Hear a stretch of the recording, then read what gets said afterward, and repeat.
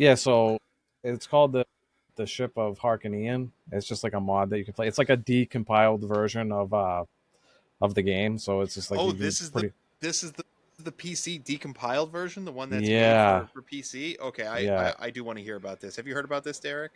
I vaguely, I know that it's a very very popular mod, and I think it's like Yeah. it is randomized, right? Well, yeah. I mean, that's one of the modes you can play. Like, Okay. I don't want to hog the whole segment because there's so much I could say about this. Maybe I'll say it more when it's just the three of us. But like, going back to what Steve said, the randomizer you can like pick to like literally randomize everything down to like sound effects.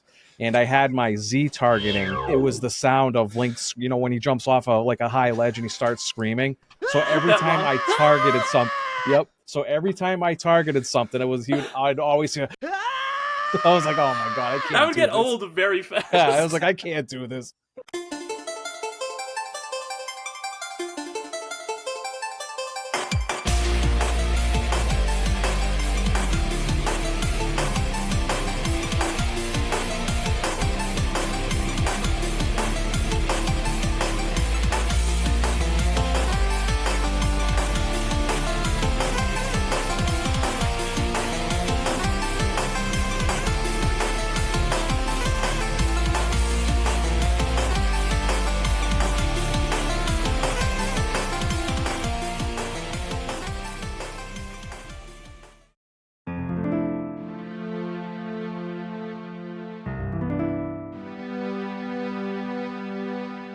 Welcome to the Cable Club. We're a retro video gaming podcast where three guys hit stuff with sticks, and we're linking up to talk about the games you love and rank them. This is episode number 59. We're your hosts. I'm Steve. I'm Dan. And I prefer lit sticks. I'm Don. That's a good one.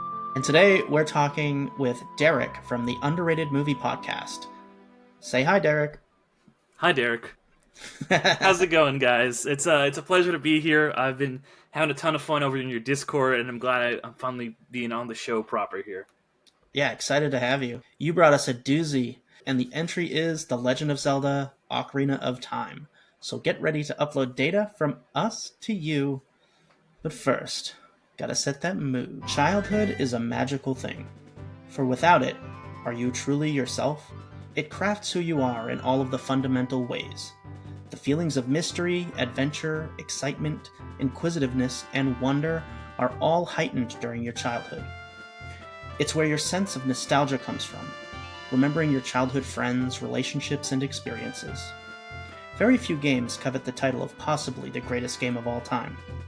The Legend of Zelda Ocarina of Time is one of the lucky few games with such a reputation.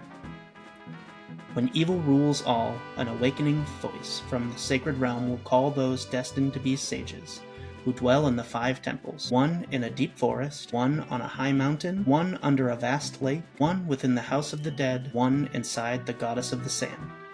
Together with the hero of time, the awakened ones will bind the evil and return the light of peace to the world. For only with courage will we triumph against evil. Y'all ready? I feel like instead of a speech about setting the mood, you could have just played like the Zelda's Lullaby song just on Ocarina. I think that would set the mood proper. That would have been cool. Get those Koji Kondo tones going. That would have been, yeah. That would work too. Dude, Hell yeah. Koji Kondo is a legend, man. He really is. A tough act to follow is going to be a theme of this episode, I think. Good thing it's coming almost last in this league. So before we get into all that and more, I have one announcement. One is, you may already be aware if you're a part of our Discord, but currently we're running a poll, and we're going to put it in this show on our Spotify. Maybe we'll stick it on the YouTube channel too. I don't see why not. But essentially, we're considering some changes to the show. We all, at least the three of us, and I think every gamer alive, has a backlog of games. And a lot of my games these days are indie games. And, I don't think the coverage for indie games is maybe as robust as for retro games, at least in the podcast sphere. So we're actually thinking next year in 2026, we're going to shift gears a little bit and try our hand at covering indie games. But we do want to know what you think as we pull the trigger into this transition. So look for that poll at the bottom of this episode or on YouTube if you can't find it on the listening platform that you're on. Or Or I'm going to take the opportunity to plug the Discord, as I always do. You could consider joining the Discord and hanging out with us, becoming friends, getting 24/7 access to all this in our funny little corner of the internet. Just think about that. The link's in the description. Think about it. Yeah, come on in. We don't bite. It's a lot of fun over there, I'll say. I bite a little bit. So if you're Just into a that, smidge. look, yeah, I mean, if I have to bite you to get you to join the Discord, I will. Just a little nibble. And at risk of losing our clean rating, Dan, take us away with the question of the week. Alrighty, question of the week. So yeah, Happiny did this question for us. In light of Hulu recently reviving King of the Hill, what's a canceled franchise you wish someone would bring back and do justice? It can be a show, movie, game, whatever you please. So we usually have guests go first. Yeah, I mean, I did put a little GIF in the chat for after this one, and I would love to see a revival of Freaks and Geeks. I don't know what exactly form that would take, but it would be cool to be like, oh yeah, and that would also be really tough to do because all of those people are like huge movie stars now. You have like Seth Rogen and I guess he's had a little bit of a fall from grace. James Franco, Linda Cardellini, Jason Segel, like all these big names. And they were just kind of like small time players that Judd Apatow turned into these big people. So I have a lot of affection for that show. It just lasted one season. But after I just a couple hours ago got out of Tron Ares, so I am a little bit wary about things coming back in legacy format now. Oh, don't tell me it was bad. Oh, it was so bad. It was really rough watch. But I mean, maybe you'll like it. I don't know. The Legacy one that came out in the early 2000s. Yeah, Legacy. I feel Legacy, like that was the greatest PG movie ever made. I loved it. I love Legacy. Legacy is great. But if you like Tron stuff, but without in an actual Tron setting, just in downtown Vancouver, maybe this is the one for you. I don't know. And if you like alleged creep Jared Leto, maybe this is the one for you. I don't know. Oh boy. I'm gonna go see it. I'm gonna go see it on the 11th. It'll be before the episode airs, but I will have seen it when this episode becomes live. Yeah, I mean the Nine Inch Nails soundtrack rules. So I will give it that. That was really cool. Greta Lee, very good in it. I'm excited either way. It's got middling reviews from critics, but the audience score is pretty good on Rotten Tomatoes. Okay, yeah, I always check Letterboxd, so I'm not as familiar with the Rotten Tomatoes audience scores. Gotcha. So, yeah. As far as a series that I kind of wish would be either rebooted or brought back, it's been so long since I've watched any of it, but I feel like we really missed out on season 4 of Heroes. It just went off the deep end, and I want them to bring that show back and fix it. That's such a good one. Mm-mm. You know what, Steve? You're right, but they tried that not once but twice, and I didn't love either time. So I'm like, maybe third time's the charm, though. Maybe, but this question is and fix it, right? There we go. And fix it. There we go. That's true. Was Legends of the Hidden Temple? Please God. Yeah. I missed them hyping up blow pops like they were a trip to the Caribbean. As Snickers, Skechers. It's the S. Yeah, exactly. But all the teams, all the obstacle course and fields, and the kids yelling at each other, when they go the wrong way in the temple, all that stuff's great. But then it kind of went down a rabbit hole because there's so many in that same genre. I loved Guts so much. To take home a piece of the aggro crag. I don't think there's much I wanted more as a kid in martial arts than a piece of the aggro crag. Yes.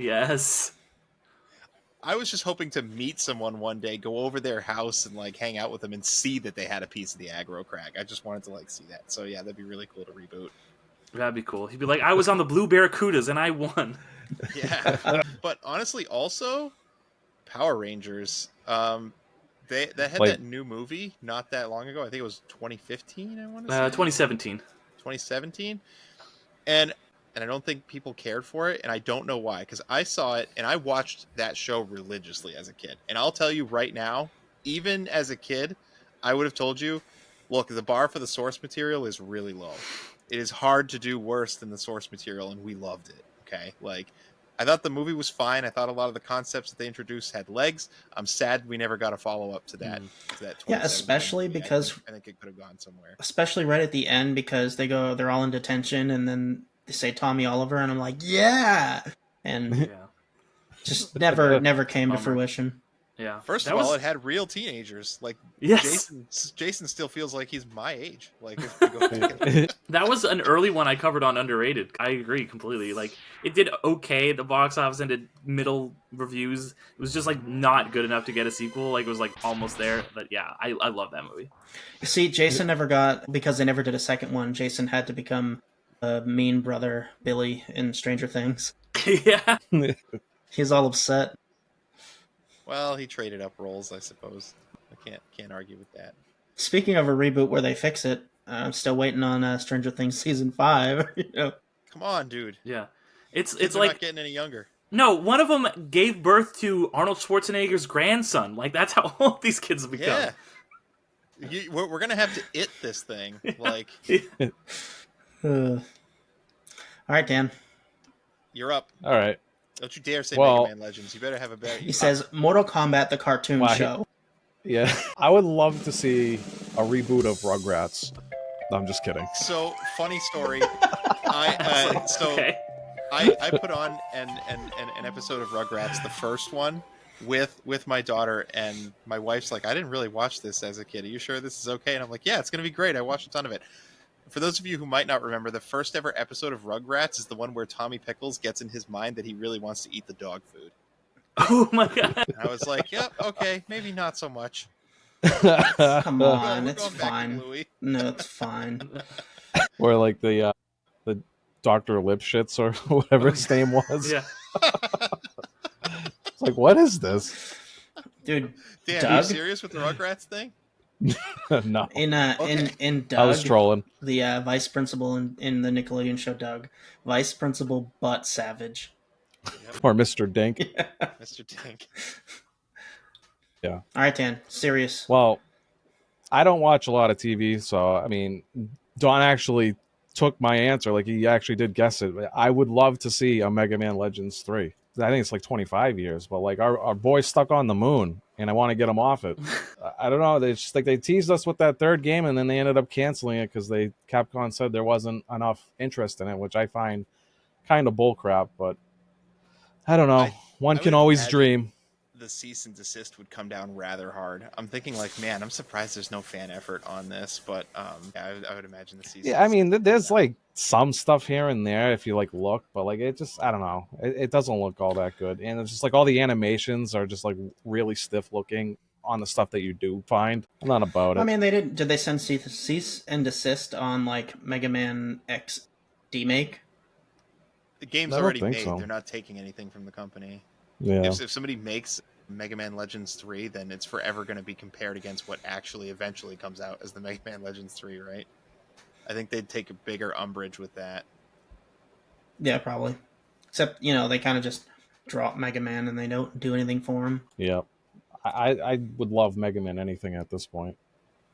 Mega Man 12 or X9. Give me He's a something. crossover character in the new Sonic Kart Racers game, Oh, I gotta get it. Sonic Cross Worlds, right? Which I hear is doing better than Mario Kart. Yeah, like I actually looked on Steam. Like the rating is like overwhelmingly positive. I was like, really? It's that good? For the last 2 months, I'm pretty sure Mario Kart 8 Deluxe has sold more copies than Mario Kart World. That's pretty funny, actually. That is crazy. Wow, that's sad. Because I would assume everybody owns it by now. Yeah. All right. Yikes. We'll do a couple of guest answers here. Start off with Happiny. He says, I'm going to go with MTV's Real World and Road Rules. Dude, I remember that show. Both of those shows. I am an OG reality TV junkie, and it's probably just the nostalgia talking, but I'd love to be a teen watching MTV garbage on a weekday afternoon. Do you guys remember those? Did you guys ever watch those shows at all? Yeah, I didn't really get into reality until Survivor. Survivors is better than those two for just like, I don't know. The challenges just make it so much more interesting. Is Yeah, Pimp like- My Ride still out there? Is that still going on? God, dude, I remember that. Dude, that show was awesome. And like in college, I had a buddy who was trying to buy his first car, and he was looking on Craigslist, which I don't think people do anymore for good reasons. And Makes sense. He found legit a working short bus. Like one of those short school buses for like $800, and I was trying to get him to buy it so badly because I thought to myself, man, if we submit this to Pimp My Ride and just like ham up this video, there's I know. no possible way they could turn us down. Yeah, they probably wouldn't. Yeah, that would have been awesome. You could turn that into anything you wanted. Some people have no vision. An RV or whatever. He also was the kind of guy, he definitely could have lived out of it for sure. All right. And then we got Lobaka. Where in the world is Carmen Sandiego? Though was awesome, and they better have those giant real maps to run around. That theme song though. Where in the world is Carmen Sandiego? Did you guys ever watch the Netflix like kind of reboot they did of that? It was like it was just called Carmen Sandiego, and it was so good. It was like one of those shows that is better than any ride it has to be. And they and they even kept the education pieces like shoehorned in there. Yeah, today we're going to Cairo. Did you know this about the pyramids? Yeah, we just go on a diatribe about Cairo for 5 minutes. It was good. They didn't. All right. Yep. That's all I got there. All right. So that is fun, but I think I'm about ready to get into this classic of a game while we're waxing poetic about the past. 'Cause this is a really good thing to wax poetic about. You guys ready to talk about Ocarina of Time? Yeah.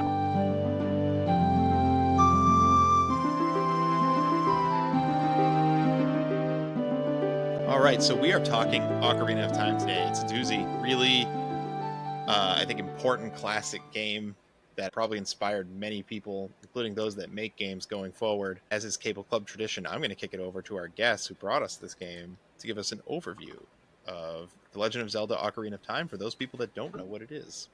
If you don't know what it is, I don't know why you're listening, but I'm going to know what it is. Yeah, so, I thought about this because how does one handle the topic of introducing one of the most acclaimed games of all time? The Legend of Zelda is both one of the most important games ever made and an incredibly personal experience to me. It is both an epic fantasy never before seen on this scale in a video game and a massive leap forward in terms of technical achievement. It is full of childlike wonder and the grim realities of being an adult. It is something completely new and yet traditional Zelda. It changed video games forever, teaching gamers how to play an adventure game in a 3D environment, yet surprisingly, it, for the most part, still holds up even today. It captures a sense of adventure for the player as they quest across the land of Hyrule in a way that the Lord of the Rings did for literature, as Star Wars did for film, once again in a way that could only be done in a video game. The world that Link inhabits is one that is rich and full of fascinating characters, interesting locations, thrilling challenges, and a lore that I love to explore. As a kid, I spent my recess pretending to be Link, running home and trying to beat the Water Temple. I've been Link for Halloween multiple times, I've written Zelda fanfiction, and I even own the CD of the soundtrack. Ocarina of Time, more than any other game, is responsible for making me the person I am today, a gamer with a deep love of fantasy who truly values courage, friendship, and standing up to evil. Hell yeah. Yeah, my understanding is you're just a little bit of a Zelda fan, right? Yeah, well, just a smidge. Just a wee smidge. Certainly brought your credentials, because we had another guest on recently who discussed being the correspondent of Zelda. So I'm interested. That would be that's Riri, right? I was listening to her episode. Yeah, it's funny because she was like, "Oh yeah, Derick took the Ocarina of Time one from me," and I'm like, "You got to cover that on the old switcheroo. I didn't get to cover it on the old switcheroo, so this is only fair." Well, to be fair, I mean, how far are we into these episodes? We could have had this like way earlier. Yeah, I was honestly surprised you guys hadn't covered it, so I was like, you know what? I've got to do this one. And but yeah, me and Riri have talked about Zelda on old switcheroo together a couple times, but I have not gotten a chance to talk about Ocarina of Time on any podcast, so I immediately snatched it up when I saw that it was still available. Yeah, no, very good pick. This, for me as a kid, was just such a magical adventure. Like, it's just one of those like things where it's just like I was so excited to play it like after school, and I remember like turning into adult like the first time. Like, that feeling was just so special to me. Like, even to this day, I still remember it like vividly. I remember being excited telling my sisters like, "Oh my god, I'm an adult and I'm an adult." Like I don't know why it was such a big deal, but like it was to me as a kid. I mean, you don't. Your character doesn't always change in every game, and I don't know. Maybe it's the Pokemon fan in me, but I've always enjoyed when your character goes through some kind of physical transformation, and you're Like playing it as a felt like more powerful it version of literally felt the like character you Link turned into a Super Saiyan or something. Something like equivalent to that. Like Yeah, and it's interesting because the game. Not only do you physically change, but the game itself changes so much in tone. Whereas the beginning chunk, the young Link part, is kind of like I said, the childlike wonder part. You're going and exploring like trees and caverns and a big fish and all this stuff, and then you're in like a post-apocalyptic world where you're exploring all these grim, man-made dungeons. Significantly harder the dungeons. You also have to kind of like there's a lot more complexity. There's keys. There's all this stuff. The world is darker, and you're slowly bringing light to the world, and it feels like very thematically appropriate with the themes about growing up and kind of never losing that childhood essence. And I think this is a game that really has its gameplay mirroring its themes pretty much perfectly the whole way through. Wait, were there no keys in There's the no three keys in the first first. dungeons? Yeah, there's not even a Nope. boss key. What? Yeah, and that's one of the things That you don't nada. even realize, Flew right? completely over my head. Mm-hmm. Like I do remember falling into the pit to fight Dodongo, right? You fall Mhm. into that fight, I believe. Yeah, right? yeah. Okay. Yeah, no, it's kind of coming back to me now. Yeah, you use a block to land on a switch in the middle of that room with 2 fire keys in it, and it unlocks the door. It isn't a key for King Dodongo. And for Jabu Jabu, it's blocked off by, all those. Instead of like key doors, you have those like barriers that are killed with the parasites. And Right, then obviously in the Deku tree, it's like some switches. Isn't Yeah. it the three? You don't you have to beat like the three Dekos like in order. Like Yep. 23 is number one. Like the whole thing. You beat them in Yeah. order, and then you can go fight Goma. Yes. And I mean, the game kind of starts off a little bit dark, right? Like the Yeah. Deku tree dies. Well, it's the first Kind of part. like the parents to all the Yeah, kinda like the parent to it's all the kids. first loss that Link receives is because he's basically his dad. He's father to all the Kokiri. So like, right in the beginning of the story, you basically lose your father figure mentor, and you have to, rid the world of these parasites.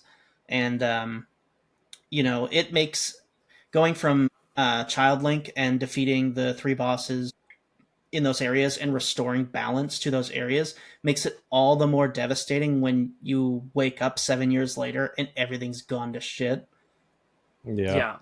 And I love that like because that is like the first sign of like, oh, there's some darkness creeping in you. The Greek Deku dies. You leave, but you're going out this wider, big, bright world. And then when you come back as an adult, this this whole world, the Kokiri Force, which represented your childhood, is like overflowing with all these monsters, and you have to basically purge them. And there's just like Deku Babas like sprouting up everywhere. And once you cleanse the Forest Temple, the new Deku Tree just springs up, so you're bringing back the light. So I don't know, I love it. Makes Yeah. you Yeah. feel like everything's okay, actually. Well, Yeah, For a you minute. get the eye opener like right out the gate too. Like when you leave the Temple of Time, you got like all the Redeads roaming around and stuff. You're like, Yeah. whoa, like what just you happened? want to know I a mean, cool little tidbit yes and about no. that? So I actually took that to be hopeful for this reason. So when you're a kid and you fight the Redead in the grave, or some of them, like they take a lot of punishment, and it's hard to kill them as a kid. And then when you fight them as an adult, it's like 2 hits and they're done. So it's like this moment of the game teaching you and showing you how much stronger you are. And like this Yeah. monster that was scary, now that you're an adult, you have this like perspective on it, and you can, push past that darkness. So I don't know. That's kind of what I took from it. If Oh, really? you kill a Redead in Hyrule Market as an adult, all the other Redeads will walk towards that one because they were once people. They were once human in Hyrule Market. Like the level of detail that this game goes through for an N64 title, like such an early title for it, like I can't even describe how many intricacies it feels like that this game has. Honestly, and I want to talk. So with that, and also it relates to what you were just saying, Don, about the game teaching you okay, like this is now you have the Master Sword is a lot stronger. The game and it being like an early N64 game, people were not really familiar with playing an adventure game on this level with like in 3D with no loading screens, no anything. That was a big thing for Miyamoto. Was like no loading screens. I want you to just be able to go. As opposed to like Mario 64, which you jump into a platform. It's so you know a little bit of 3D, but this is like when you, especially Zelda players who are familiar with top-down 2D play. This game right off the bat teaches you, okay, this is how this 3D is going to work. Like if you think about the Great DQ Tree from that perspective of like someone who's never played a 3D Zelda before, and the way that it just will make you learn these things just through the natural gameplay, because it's the Great DQ Tree is so just vertical, and you have to do like you walk by, you see the spiders, like okay, I can't get up there, they'll attack me. Got to come back, get the thing, then I can climb up, and you see the big spider web. You jump on it, it's like, oh, it's bouncing a little bit. If I jump on a higher, so it teaches you, okay, now I'm going down through this thing. You learn how to play in 3D from just a natural gameplay. That first level, while being very easy, and not just that first level, but like the whole Kokiri Forest is like really good, tutorial without it feeling very handholdy. It's like, oh yeah, just go around, get the rupees, and just by jumping and doing the things that you would naturally do, you get a rupee, you go up here, you look around, you see, okay, here's some rupees and stuff, and there's that part where you have to get a sword, you have to kind of like look around the corners, the ball's rolling, that's teaching you, okay, this is how this is going to work in 3D, it's not top down. It's really a masterclass of like being like, this is something you have not experienced before, and now today in 2025 we all know how to play a 3D adventure game. It's old hat, but to those people who had never picked up a controller like this before, never experienced a world like this, I think it's pretty revolutionary. It is, but it's also, I think, revolutionary in the sense that I feel like it's somewhat future proof in that way, right? Yeah. So respecting your time is something we talk about a lot playing retro games, because a lot of retro games don't. There's this era of tutorials at a certain point that just takes up so much of your time. And if you go to replay a game, you don't need the tutorial again, but you can't often skip it. But this one, you're right, that first dungeon feels like a tutorial in 3D world. And I didn't even think of it, basically, until you just said it.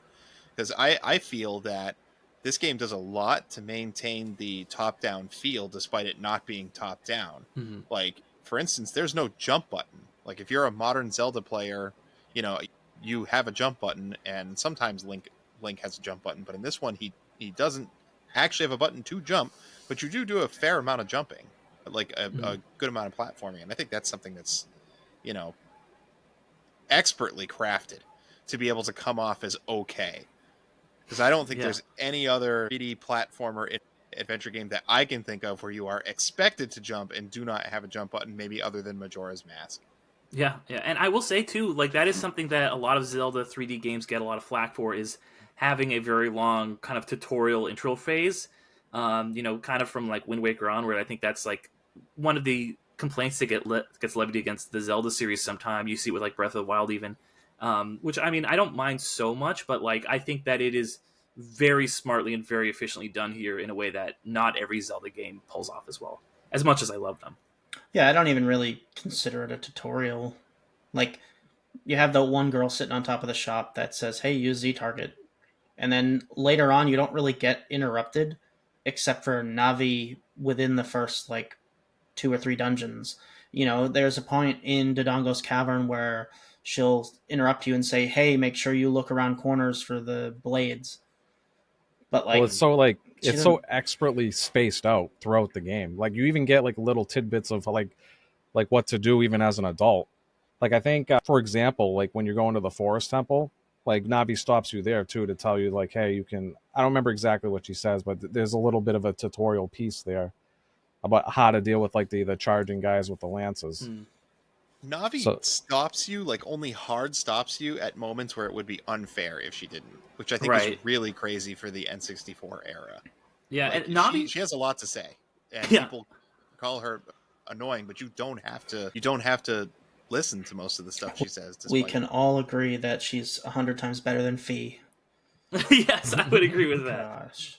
Yeah, and Navi herself is so interesting. Who's Fee? Fee is Skyward Sword. The shield or whatever. It's Master Sword. The sword. Oh, okay, yeah. I think we talked about that a little bit on on Yeah. the Wind Waker episode too. But yeah, Navi is such an interesting, component to put in a 3D game because she helps you, like if you get stuck, you can ask for hints, but you can mostly ignore it, like you guys were saying. But like her also being the, I guess not excuse, but the kind of like explanation for why you have Z targeting, which is like, this wasn't necessarily the first game that used something like that, but it really was the first that popularized it, that used it to this extent, that used it in a big way and so successfully. And like now that's in like every game where you like lock in on something like that, every adventure game where you like lock in on something like that. You wouldn't have the Souls, genre without it. So I think, that cannot be understated. And it's something that they work in where they're like, there's a mechanic and they work it in perfectly with the lore. And It how just about helps you navigate so much, like fighting, and in fact, it's so funny because this being my first time beating the game, I found it hilarious that they the way they tell you that she's the reason you can Z target when you fight Ganondorf. Like basically, she's like, "Oh, I can't fight with you. The darkness is so strong," and all that translates into is you don't get to Z target during that fight. Yeah. Yeah. yeah, and you Something bring can't the ask for whole a game. hint. Yeah. Which is like, oh, that's when you're like, this is gonna be hard. Like I can't use my normal tricks. Another thing that this game implemented that a lot of games up to that point didn't have, it was the teleporting. Yeah, the fast travel. Yeah. Prior to this game, there isn't a lot of games that allow you to fast travel to areas. There probably are some, but this game was the first Zelda game to do it. And Link's Awakening did it a little bit, but it wasn't great. Like it was just like a couple spots. Didn't they have it in Link to the Past with the bird? Yeah, The bird that you chicken. could call? Yeah. Link's Awakening, you have the bird. Link's Awakening is the one where you go into like there's like a portal, but I think I haven't played as much Link to the Past, but there is fast travel in Link to the Past. I just don't remember the mechanism that takes place. But I think it's like a portal that you can uncover with a rock or something like that. Yeah, something like that. But yeah. But fast travel is something that, I mean, you brought those back to light that Zelda has done for an adventure game that really respects your time. And, a lot of games back in the day, they really didn't. And this is like a quality of life thing that the Zelda series is great for. And Yeah. the way that the ocarina interacts with your environment in general is it feels like magical, right? So like you can play Zelda's Lullaby and part the waterfall to Zora's. You can play the Song of Storm and fill up holes with water or make other things happen. Epona's song for Epona, which is like interacting with animals. And the Sun Song changing night and day. Like it interacts with the world in a way that makes the ocarina feel like it's magic. Yeah. Yeah. I love the ocarina in this, and obviously it's the title of the game, so it's going to be an important thing. But it's cool because it's like this is a very musical game. With the ocarina, you use essentially you're playing songs to do spells. You're almost like a bard in D&D. Like a fighter with some levels of bard or something is the way I think of if Link was a D&D character. But like I love that the ocarina lets you like travel, lets you open up, like you were saying, the Temple of Time. It's this very magical instrument, and the musicality is just such a theme running through the game. And you can sometimes it's like to okay, here's a block of time, you got to move it, but it's also like, hey, here's a character, he says he's grumpy, let me play Soria's song, now he wants to dance. I love all of that stuff so much, and I think it's really well handled throughout the game, and it really is once again ties into the kind of thematic magical aspect of this game where it is just this great fantasy that is so much fun, and I love living in this world.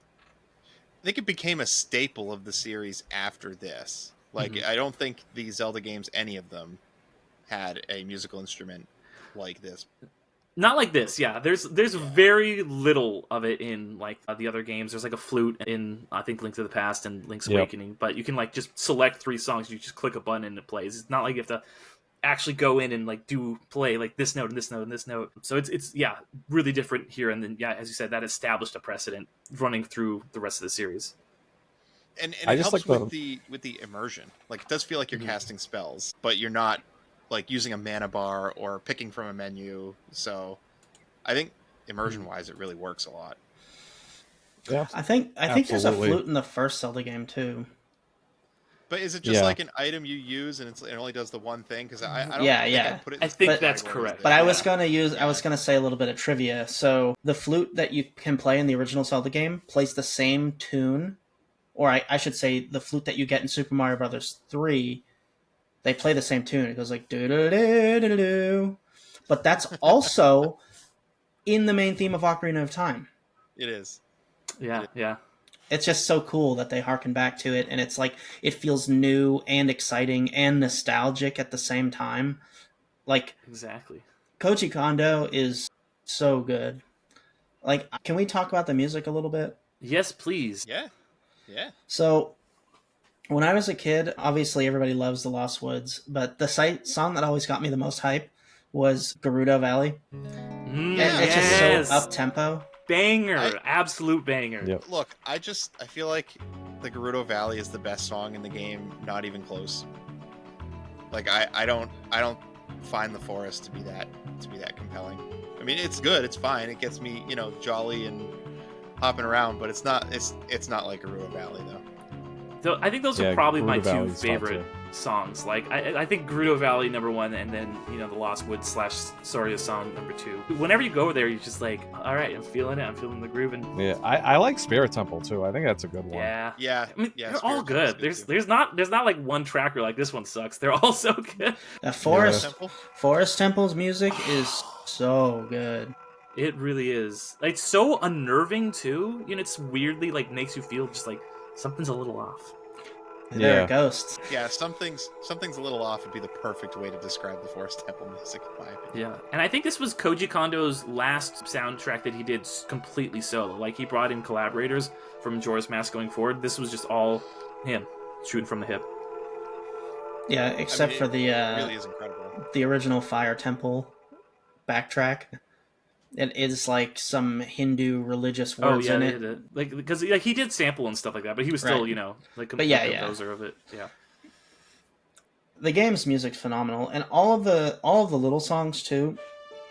You play them on the ocarina, and then they extend out for like a little bit longer of a tune, and the musicality in the game is just it's such an important part of the experience that going forward, I think games had to also, alongside like Final Fantasy, obviously Nobuo Uematsu is a legend too, but Koji Kondo really kind of set the bar going forward using Zelda and even Mario too. Mario's music's wonderful. But this game it's got to have one of the best Zelda soundtracks and the most memorable for sure. I mean, I think Uematsu did really insane work for the sound chips he was working on. Yeah, you should listen to the original version of Dancing Mad. He's got like drum snares in it and everything. It's crazy. Right. But he was working under the constraints of a 16-bit system, right? But I think this was the first time we saw in the 3D era, what a soundtrack could be. Right. Yeah, right. Pushing the N64 to its limits. That made me think of what Dan said in his randomizer. What's that? With the sound effects. Oh yeah. What did you say with the randomizer and the sound effects? Sound effects. Yeah. So it's called the Ship of Harkinian. It's just like a mod that you can play. It's like a decompiled version of the game. So it's just like this is the PC decompiled version, the one that's made for PC. Okay, I do want to hear about this. Have you heard about this, Derick?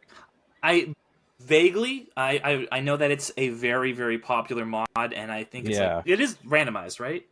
Well, yeah. I mean, that's one of the modes you can play. Like, I don't want to hog the whole segment because there's so much I could say about this.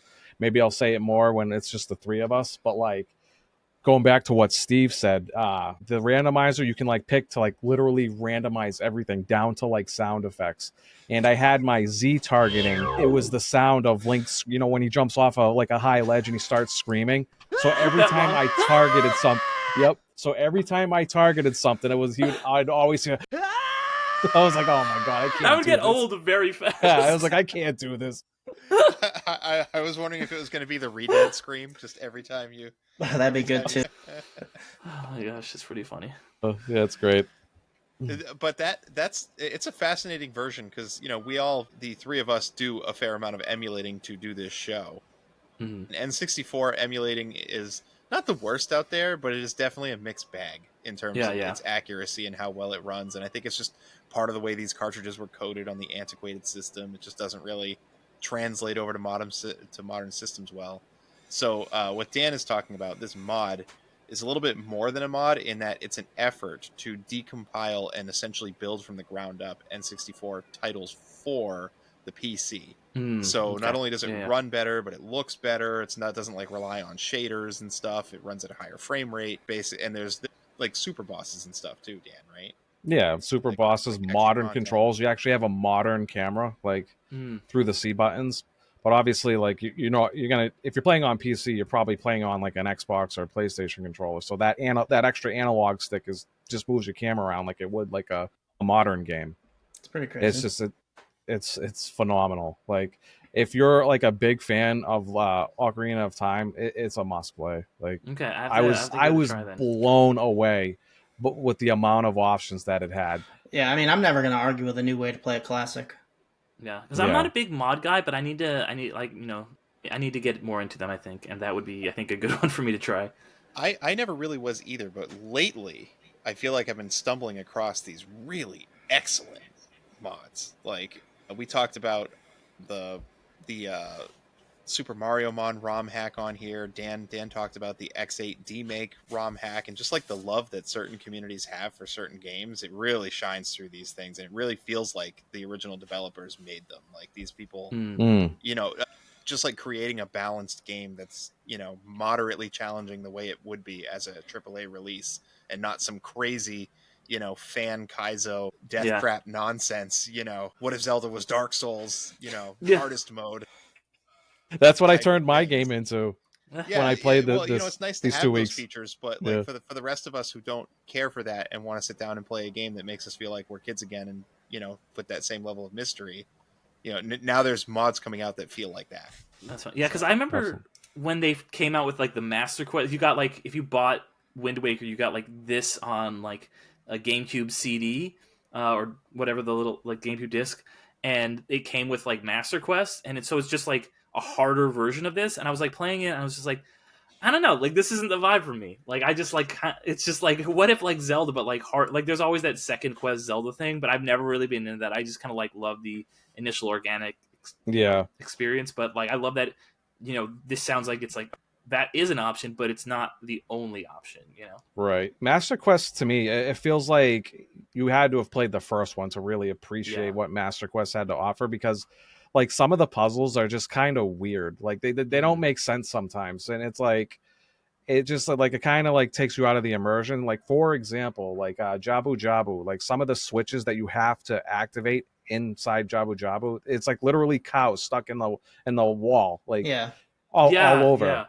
Yeah. So They've been it's like feeding them stuck in beef, the you know wall. what I mean? like literally, like there's cows weird. stuck in the wall that you have to shoot with your slingshot to open up doors. Like And like that- like cow, like the animal, like old man. Yeah. Yeah, like Like you Oh, see, yeah. like you see them in the game. You know, they're like go to Longmont Ranch. You see the cows. You know, there's one just like stuck in Jabu's like side. You know, his intestines or whatever. yeah. Yeah. Is there any like lore reason for that? We just assume Jabu Jabu eats cows. Is that what it is, or it's just like that sounds so random?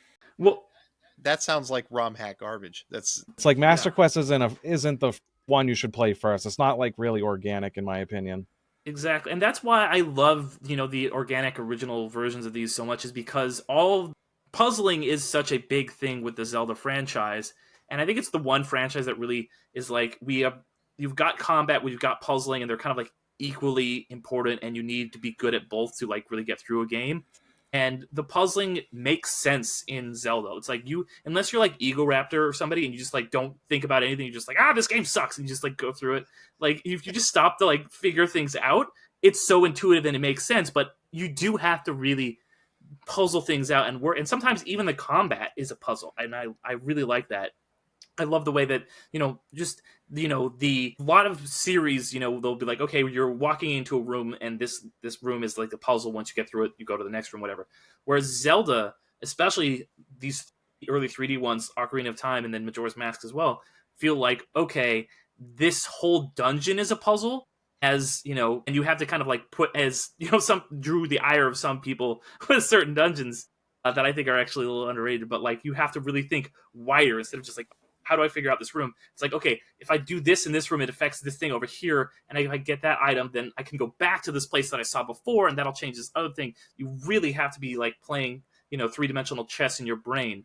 But it's always in a way that makes sense. It's never like, well, that's bullshit. Why would you do that? It's always like, oh, and when you figure it out, you're like, of course it was there. That makes so much sense. You never feel cheated.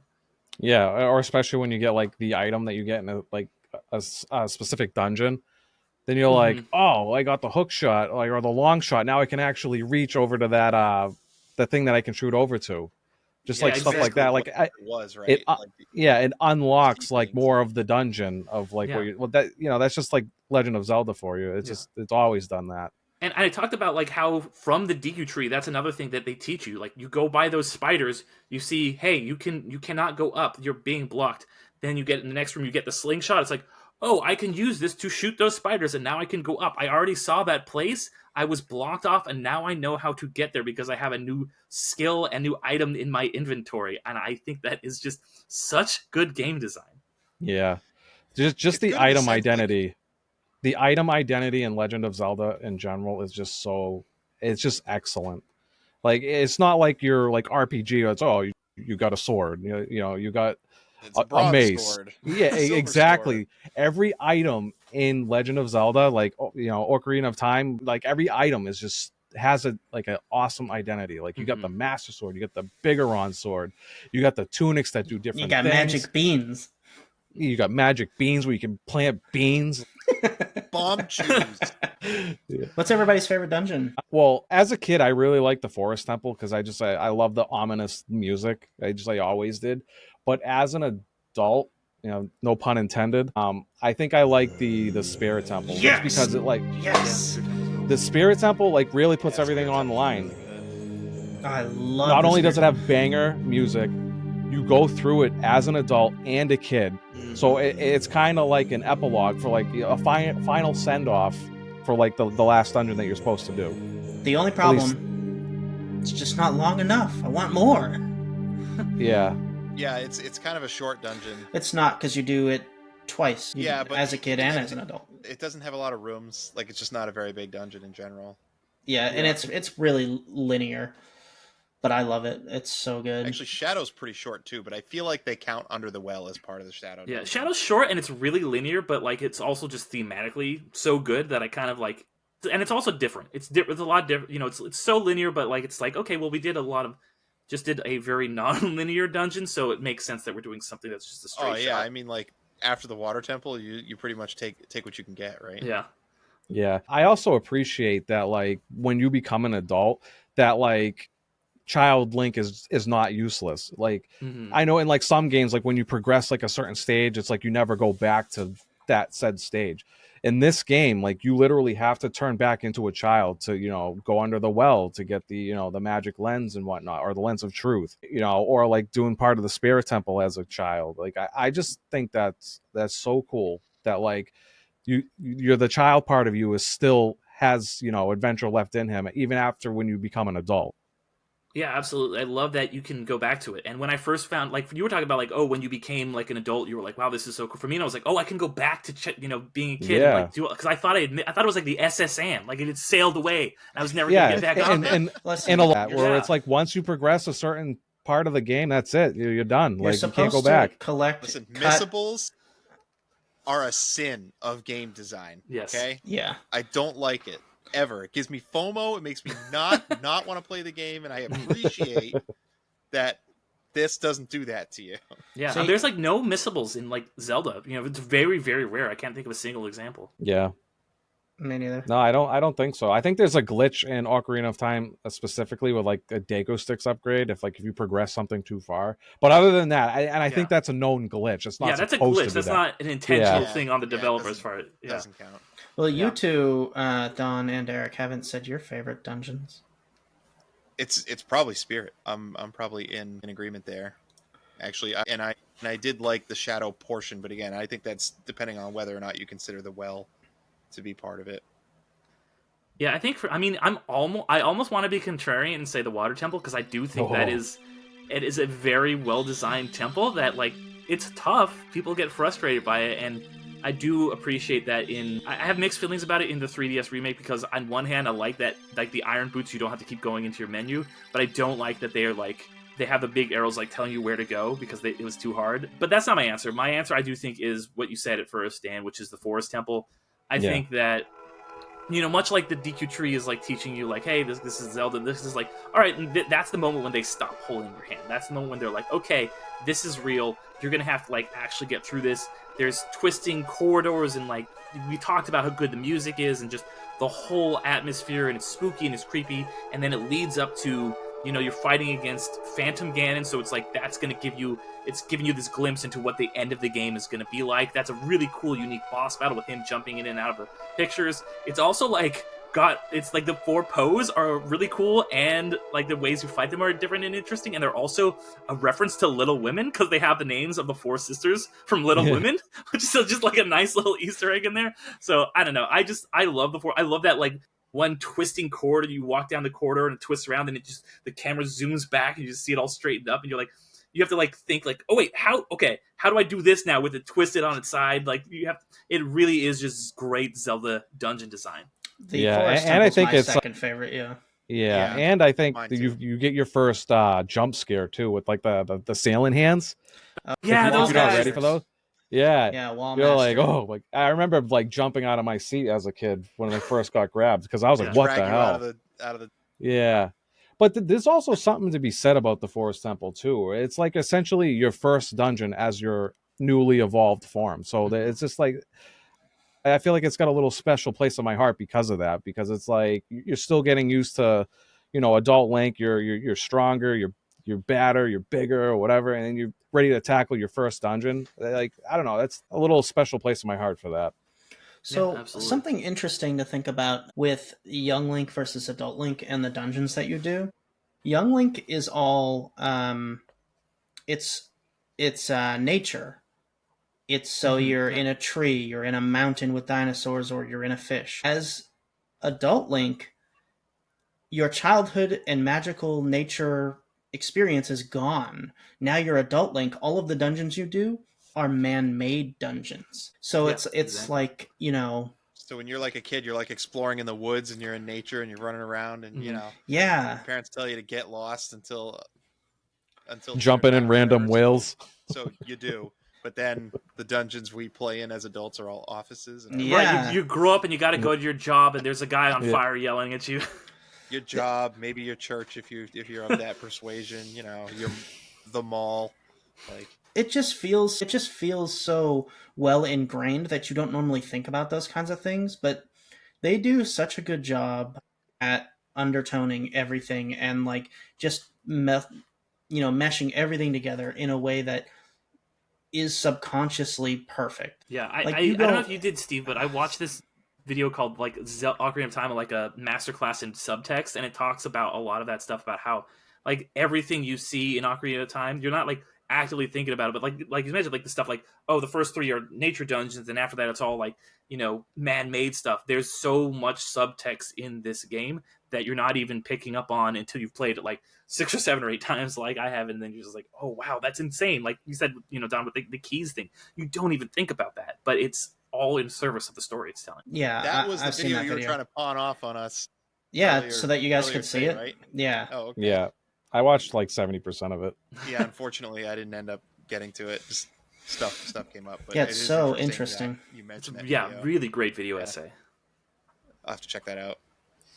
I mean, this game having been around as long as it has and being so popular, there's just so much fan service and dialogue out there about it. Mm. You know, there's just like random trivia bits. I'm not sure how much of this stuff is true, but I actually have a few items for you guys Ooh. if you'd Oh, boy. I can that. possibly confirm or dispel some of them. We'll see. Yeah, so I don't know how much of it we can, but this is going to be our take, right? Mhm. So this first one, Kapora Gabora, I think that's his name, the The large owl. owl who supports and informs Link, confirmed to be the physical form of Rauru, the Sage of Light. And before we dive into this, I want to voice my problem with this theory, and it's that in the English version, at least, there's a piece of dialogue in the Spirit Temple where the owl sets eyes on adult Link and says, "Oh, what a powerful, you know, man you've grown into my old friend who I haven't seen in some time or Mhm. 7 years. And he just saw Rauru like yesterday. So I think he's clearly not, Yeah. the physical manifestation of Rauru specifically, but I feel like people opine on this game and they don't remember stuff like that. Yeah, that's one of those things where it's like I think they're vaguely supposed to be connected, so people took it as like they're the same person, and then like the Hyrule Historia got written, and I think they actually say that in but there's a lot of bullshit in the Hyrule Historia. People like take that as fact. I'm just like, no, like this is just a cool, interesting text, but like don't take this as like coming down from like Moses on the mountain, where it's like this is exactly what the canon is. Like it's just a book, that's all it is. Anytime you read confirmed in a comment section on the internet, I feel like you gotta be like, that's like the flag to go look it up yourself. Yeah, for real. Yeah, I think that they are linked in a way, but not the same.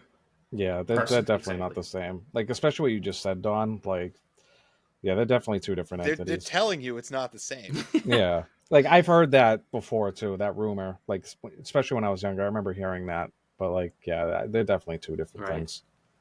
Malon's brooch is a Bowser head. That I did know.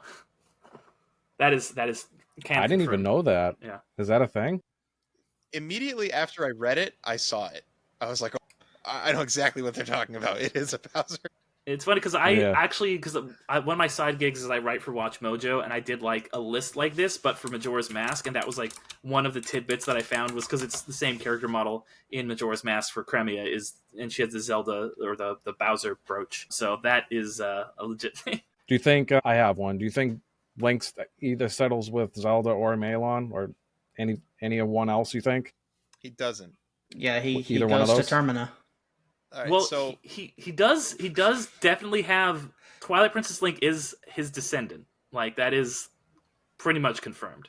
So Yeah, but they say but he was like raised on a farm, kind of like Lon Lon Ranch and stuff like that. So I know people have given that before. yeah, I mean, Well- he definitely I think comes back to Hyrule after Termina, and I mean, there's only so many eligible women in Hyrule. It's not. I mean, there's like population. they're So all breeding is after him wrong. though. Every like age appropriate girl in this game / woman is after Link at some point. I feel like.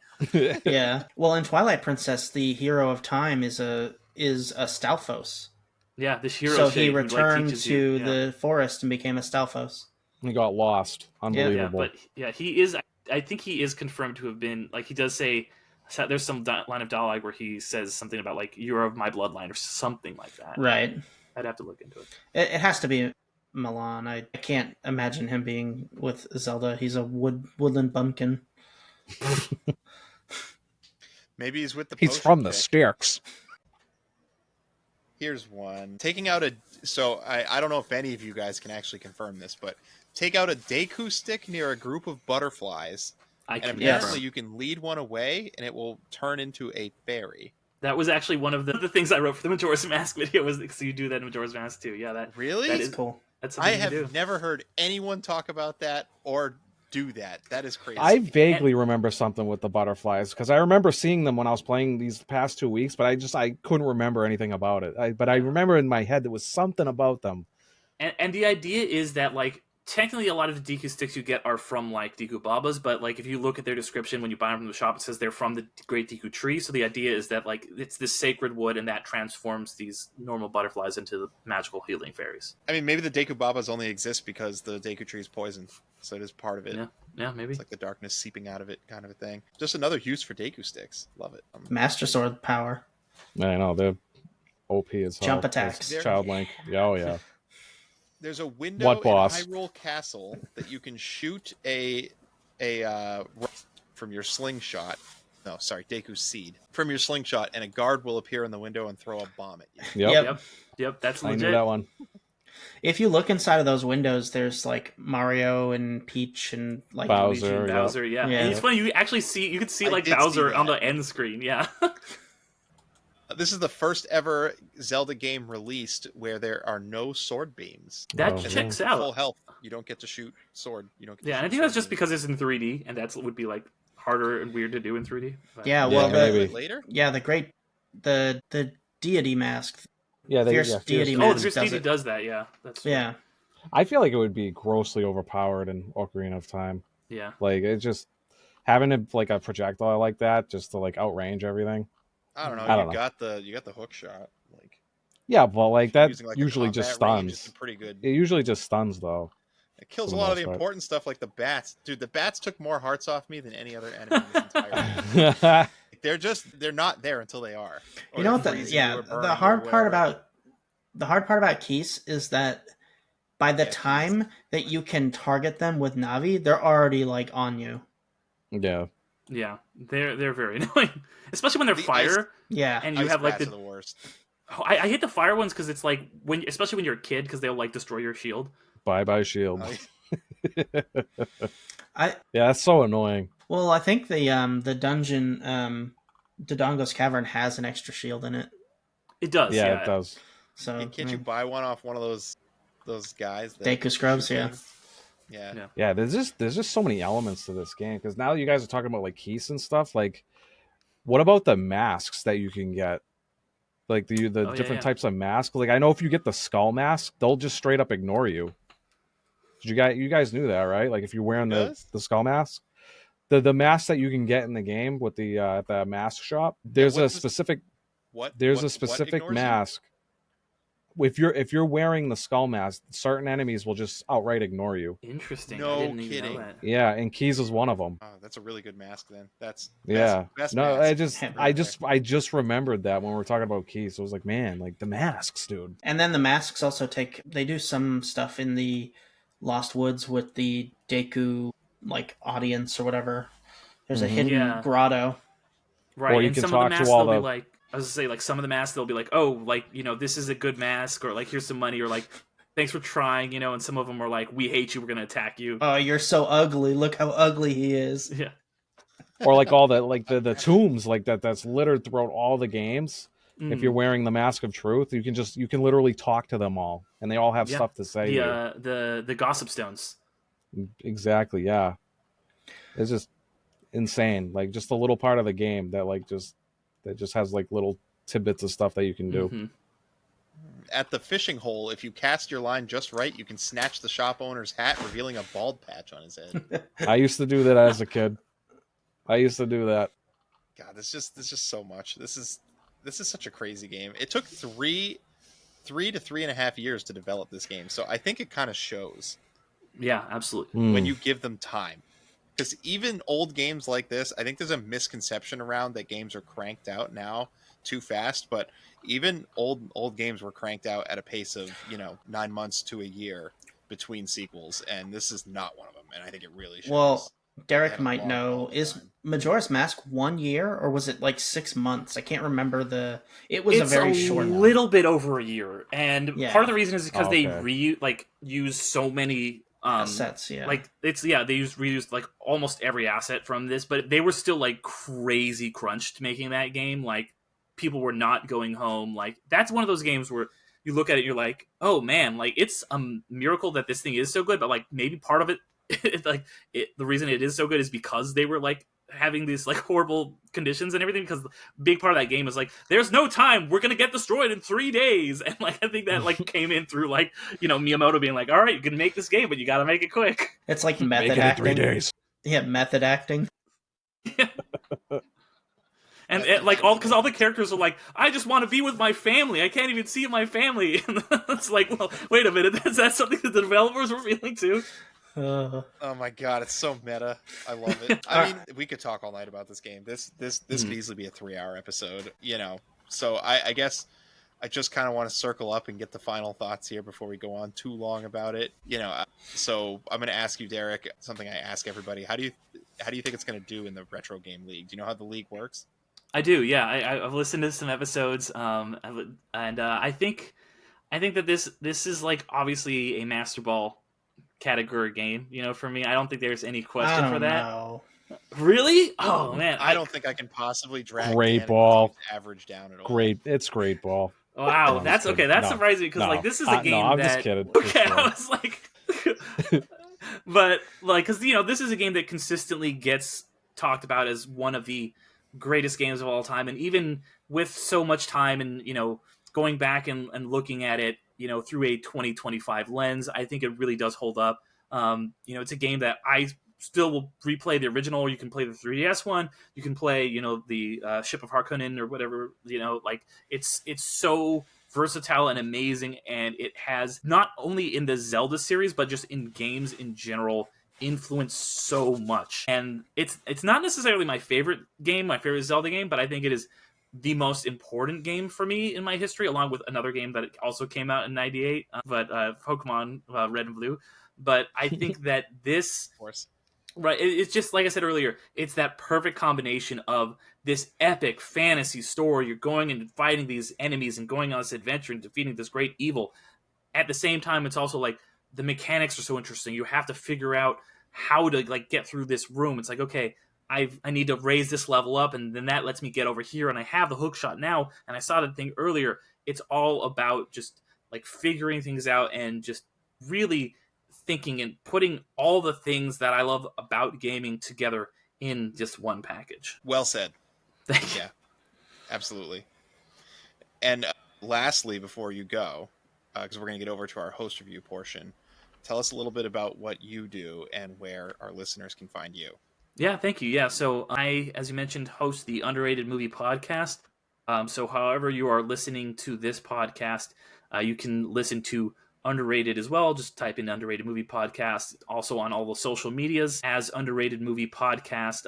That is a show where, as the name would imply, I talk about films that are underrated, underappreciated, have gone on the radar, movies that deserve a little bit more attention. Probably kind of the opposite of Ocarina of Time, but these movies that I have a lot of love for in my heart. So, or ones that I might not have even seen, but these are movies that I want to bring more attention to everybody out there. Or you can also just go to underratedmoviepodcast.com to check that all out. Got about 175 episodes out now, every other Monday doing new episodes. I do a lot of other podcast stuff, but that's the main one. What is your favorite underrated? My favorite is probably Speed Racer. That is just, it's so freaking, and like at wild. the time it got like killed critically, like nobody went and saw it at the box office. But man, that movie is just a masterpiece as far as I'm concerned. The cars spinning and everything is crazy. It's so cool. It's just like a visually unlike anything. Like the Wachowskis are geniuses, all right? Like perfect. Oh, and one more thing too I should mention. You can also check out some panels that I've done at Comic-Con and other conventions over on Underrated as well, and go to my YouTube to kind of watch the video, or you can also watch the video on Spotify. Yeah. Thank you. So thank you for joining us, really. Yeah, no, this has been a blast. Yeah, thanks for the treat. Yeah, thank you. Love this game. All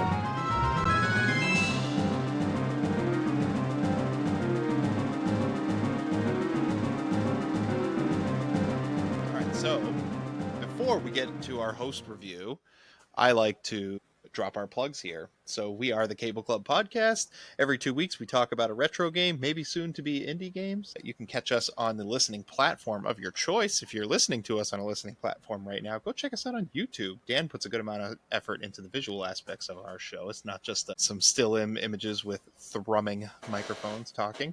It's actually us. You can put a face with the voice, which your mileage may vary on that. I know it's ruined some experiences for me. But you can find us on YouTube. You can consider joining our Discord. The link for that is, of course, in our description. Come hang out with us. Get access to us 24/7. We play games on the gaming couch.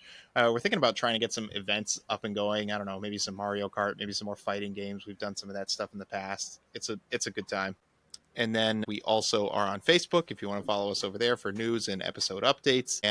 Or you can send us an old-fashioned email at thecableclubpodcast@gmail.com, particularly if you want to see us play a game of your choice or drop a suggestion for us. That you could get us to your feed automatically every couple weeks by hitting the subscribe button. Hit the subscribe button. Look at it. Look at it on the platform that you're on. Look at that button. Do it, you won't. Ring the bell. Ring the bell. And if you are listening to us all the time and you haven't gone over to the part where it says review, rate and review on the listening platform that you're on, what are you doing? What are you doing? Help us out. You know how algorithms work. These days, we're all ruled by machines. We all like to think differently currently, but the machines tell us all what to do as podcasters. And the machine is not going to tell other people to listen to us unless we get some ratings and reviews. So drop it over there. Make it honest. It's fine. If you tell us we suck if we suck. And we'll be better. All right, so our review. This is typically the part of the show where we kind of trash the game a little bit, not in the presence of our guests, but I don't know. Guys, what's negative to say about this game? Who wants to start the Debbie Downer Negative, discussion? huh? Hey, hey, listen, hey, I mean, listen. I didn't have to deal with that these past 2 weeks because of my mod, but yeah, that definitely is one thing. Imagine your randomized sound was like something awful for that. Oh I'm trying to yeah, think of like I don't know. It's really hard to outdo the. I know we've already made the joke, but it's really hard to outdo the Redead scream. Just every single time Navi goes off. yeah. The owl's pretty annoying too, just because of like it defaults to like wanting to repeat himself. Like Yeah, it's pretty that can annoying. be brutal. I'm The stuck at first the time owl that happens boss. to you, you hate the. Oh my god, the owl's awful. Yeah, I kind of wish there was more like side quests.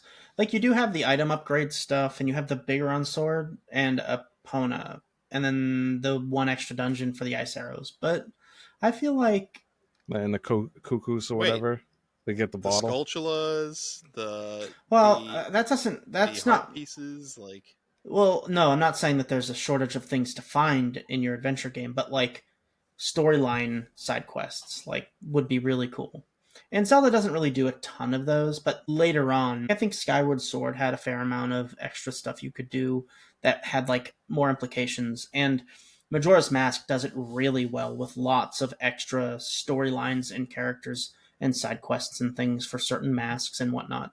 But Ocarina of Time's a little bit lacking. There's the trade Yeah. quest for the Bigoron sword, getting a Epona. There might be one more, but there's not a lot of it. I do feel like, if the game was remade, for example, I'd hope that they add some more stuff like that. Hey, what would be cool is if they added like kind of like some lore based side quests too. Just like get a little background on some of these characters. Like for example, like the medicine lady that's part of like the Bigoron quest. Like, what's her deal?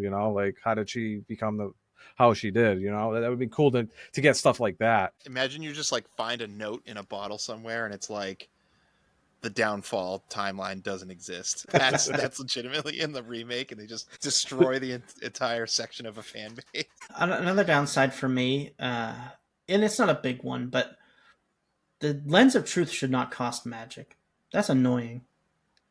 I got the magic upgrade before I got the Lens of Truth, so honestly, it never really was a problem for me. Yeah. Another thing, I mean, this would kind of be like a quality of life thing, is if you have the Lens of Truth active, all your other magic things, all your other magic spells or arrows, you can't use until you turn it off. Well, it's just a minor annoyance, but Yeah. I mean, there really isn't a lot of terrible things to say about the game. It's one of my first like gaming obsessions was this. It went like Sonic and then Pokemon and then this. In that order, like some of the most influential things in my young gaming life. Ocarina of Time is right there. yeah, I mean, I've only got like 15 hearts through this playthrough, so not a lot. Like, there's still a lot out there for me to find. And the game still took me a long time to beat. Like, it was probably still like a 20-hour affair. I feel like the amount of experience in this game is kind of crazy. Yeah. Actually. Like, it's very cool. And I could see myself definitely playing it again. Yeah, it's been a while since I've like beat this game, so like I tried to beat this game without a guide, like trying to get like 100%. And every time like I play through this game, I always miss that one stupid heart piece. It's just like it always eludes me, and it's always a different one every time. I'm like, oh, which one did I not get? Man, so I think I had like almost 12. I had 11 and 3/4 hearts when I became an adult this time That's around. really good. I had really every good. single one, and I even got some that you're not supposed to get. Like when you climb to the top of the tower in Kakariko, you can side jump and land on top of the roof where you're supposed to use the hook shot to get up and talk to that guy. You can do it as a kid and get that heart piece. Oh wow, that's pretty cool. There's also the one on Death Mountain where you're supposed to plant seeds where the entrance to the Dodongo's cavern is, and then ride up. But I just backflipped onto that. I tried doing. You backflipped all the way up that mountain? No, you go up where you throw the bomb down to blow up the boulder blocking Dodongo's cavern. You can backflip off of that and land on top of Dodongo's cavern and get that heart piece. Never mind. That is exactly how I got that one too. Yeah. And I didn't know I wasn't supposed to get it that way. I thought you were supposed to do it that way. No, yeah, because I tried doing it this playthrough too, and I missed like 2 times. I was like, you know what, forget it. I'll just get it as an adult. Because having to scale it constantly, I was like, nah, I'm good. Yeah. I also got the one inside the volcano. Like you're on a time limit, but I guess they probably expect you to get it with the red tunic where you're not on a time limit, but where you climb down and there's that opening. Yeah. If you had fairies, it's probably pretty easy, right? I'd No, imagine. fairies don't revive you Oh, from if you get burnt to a crisp. Oh, right. I didn't know that. And the last one that I want to talk about getting as a kid that you're supposed to get later, but I get it right when I first go to Kakariko, is they're building that middle building and the construction workers are there. If you use a Kako and you throw it up and you climb up and then you throw it again, you climb up again Hmm. before it runs away, you can get to the top, avoid the construction worker guy running on that beam, and then fly over on top of Impa's house. Hell yeah, that's what I did this playthrough. Yeah, cuckoos are broken. Yeah, I It's a good got thing they don't put all of them them. everywhere. I had such a good time playing it again. Yeah, like I It's said just as one a of those kid. games that you could just play again and again. I feel like it fits in that like Mario 3 category a lot. Um, and I think it gets a lot of flack sometimes in certain areas, like for the water temple. And it's funny. I'm glad that Derick brought it up because it's like the water temple is such a unique shift in the game, and there's a lot that's now expected of the player that wasn't expected so far. Like it's a very room that you have to kill over and over again every time you go back to the center room. Like I don't know how many times that you think you kill that guy in a single run of the water temple, but it's a lot. Yeah. My thing about the water temple is I wish it was a switch to change the water level, not Zelda's Lullaby, and the 3DS fixes the Iron Boots problem. But Right. Also, that's the only problem I have with it. it's like the first time you're expected to use Din's fire to light a torch too, because you don't have Deku sticks as an adult. Yeah, I'm not sure. I don't remember. I played Master Quest version, so like I would have to go back and play with the original because it's been a fair long time since I've played the original. It's probably like 8 years or so. So Master Quest is kind of interesting because you get that on the 3DS version too. So as soon as you beat the first game, you get the Master Quest unlocked. And I tried that, and I want to say I beat the base game, and this is my first time beating it. I beat it entirely deathless, except dying to Ganon, not Ganondorf. I smoked him to Ganon twice, and then when I started Master Quest, I died in the Deku Tree twice. Yeah. So when I first played this as a kid, the same exact scenario. I died twice in the Deku Tree, Was it the but baby then parasites? I don't even remember. It It's was just so everything long hits ago. harder. Like Yeah. even Oh yeah. the keys hit for a whole heart. You Yeah. only have But 3. And but enemies like don't drop hearts in Master Quest, I don't think. No, they don't. You got to find them in jars. yeah. But I will say though, that after I beat the Deku Tree, I never died again after that. And that kind of reminds me of like I don't know if you can count this as like a negative, probably not. But this game kind of suffers like I would say like the Mega Man X factor, where it's like once you get going, like you become a juggernaut like pretty fast, like, especially if you know where everything is. Like you just get so strong, and I feel like the enemies do not scale to like how strong that you get. Except Except Ganon, he hits for a clean 6 hearts or something like that yeah, with the defense boost. him and the other hardest part, not saying it's hard, but I find it to be the most difficult mid game is the double Stalfos fight in the Forest Temple. Yeah. That's I probably like suppose mid-level difficulty in the game. they have a weird AI. It feels like the way that they counterattack is strange. Yeah. Like I don't find Iron Knuckles to be very dangerous. Those are like the armored enemies in the Spirit Temple. Right. Yeah, they're a joke for Yeah. the amount of like glow up they get. Yeah. Yeah, they're too slow, but like It's just way overglazed. they do hit very hard if they do actually get you. Yeah, It's like 4 hearts, I think. It's a big Mhm. if though. But yeah, Stalfos, you can't always hurt them because they block everything and Yeah, they're a pain in the butt. I would say Stelphos is probably up there for one of the hardest regular enemies in the game. They hit for 2 hearts too, don't they? Something like that. Something Yeah, like that. something like that.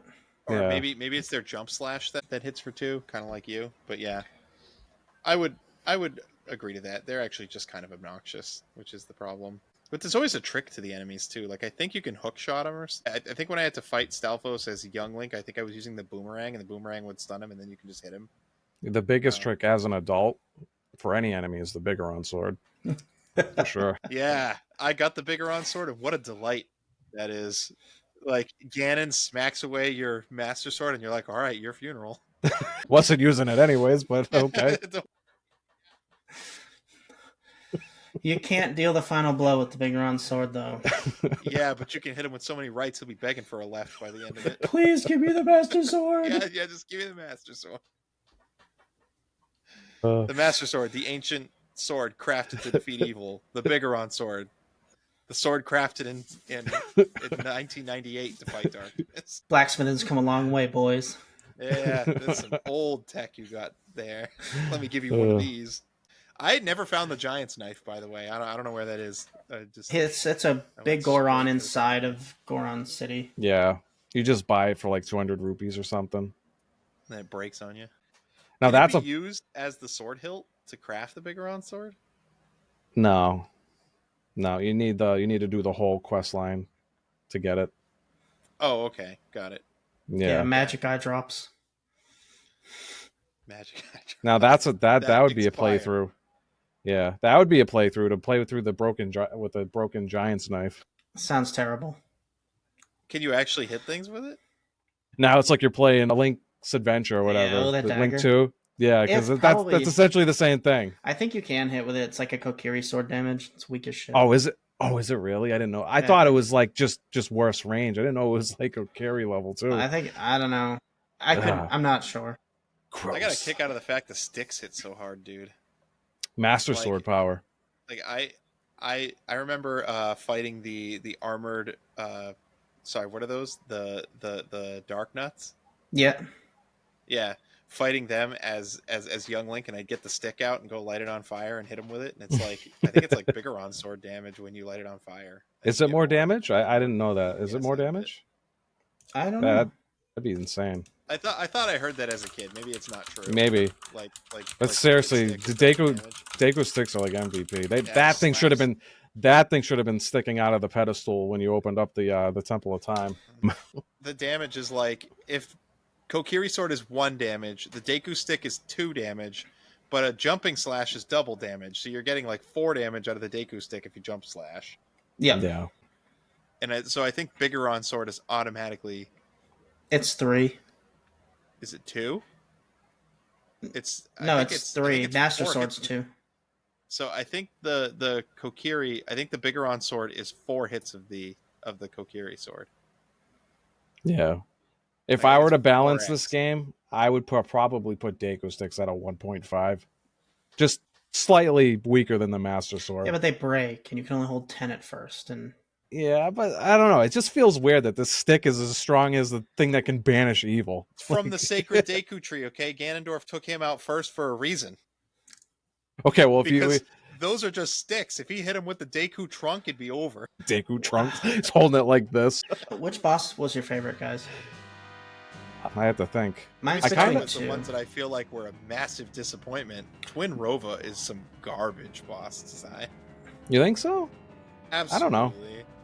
I thought she was all right. So BS and was so easy to figure out. It was cool. Yeah, though. yeah, I thought it was cool. You know what boss I think is kind of BS? You think sitting there and shielding is cool? I guess so. Well, you gotta hit move the out opposite of the way one. if it's you gotta get 3 in a row, so you gotta move out of the way, and shooting a laser beam is just cool.